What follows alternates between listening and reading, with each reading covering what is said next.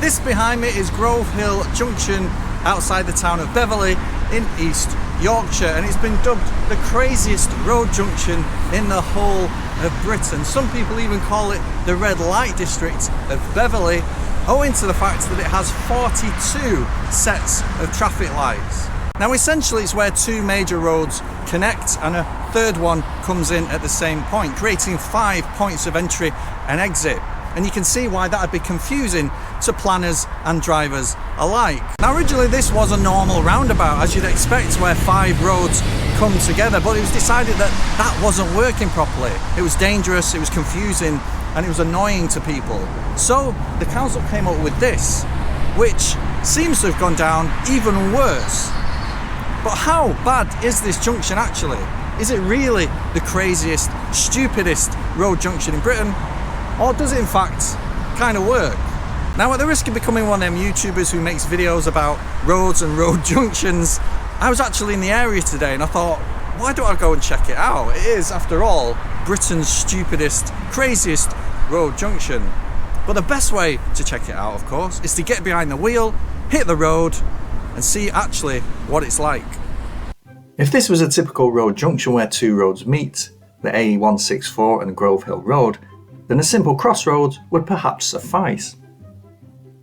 But the A164 is no insignificant road. It's actually a vital artery for connecting the very busy port city of Hull, down here, to the A1035 leading north towards the coast, and also continues on itself further inland.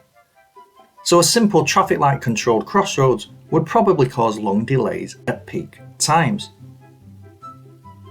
So a better solution might be a small roundabout.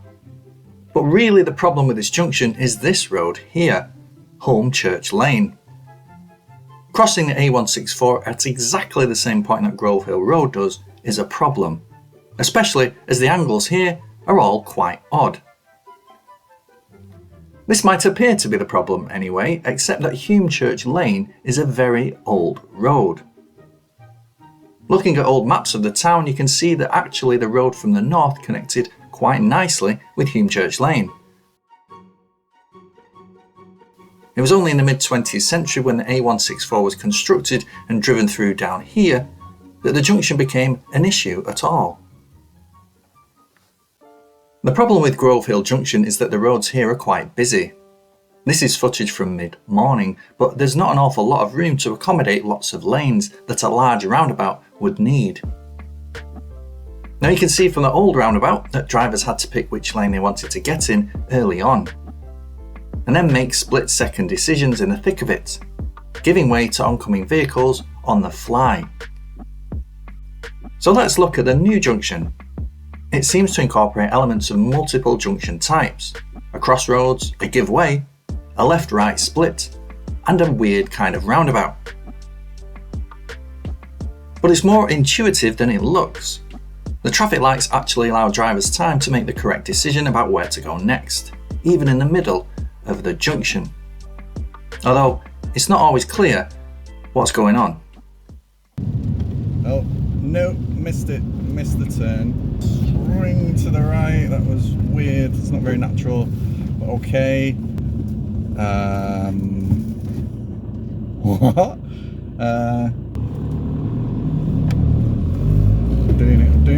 I'm doing it. It's not that confusing, really. I think I got away with that. I don't think I did anything illegal. At this point, it's also worth pointing out that Beverley is a small town, and that cars aren't the be-all and end-all. Road junctions aren't just for cars, but for people too, and this one makes it harder than it should to get from one place to another on foot. But there's no escaping that this is an ugly bit of the British highways, one we'd all be better off scrapping and starting again. But let me play that footage again, only this time with different music.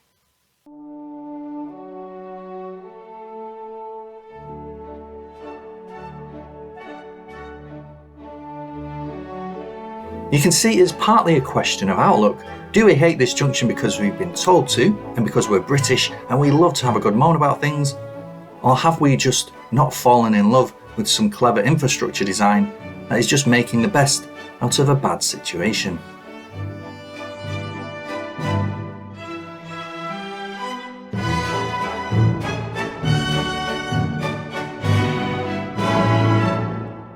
So what is the conclusion? Well, it does actually work, and it's not that confusing. There are moments where you think, oh, what lane should I get in? But then again, you kind of get that on some roundabouts as well, especially ones where 5 roads meet. Now the problem here is the layout of the roads, the geography of the roads. There's not much you can actually do here. A roundabout would probably be a little bit better, but there's a reason why that failed in the past. And I can see why cluttering the landscape with 42 traffic lights is a bit ridiculous, a bit over the top. But again, what's the better solution? Now the benefits of a traditional roundabout is that if you miss your junction, if you miss your turn, you can just go around again and get off the second time. Here, once you've picked a lane, you're dedicated to it, which means a lot of people go the wrong way, end up turning around, causing more chaos and more traffic, and then coming back and having to decide what other lane to get in because it looks new from a different angle.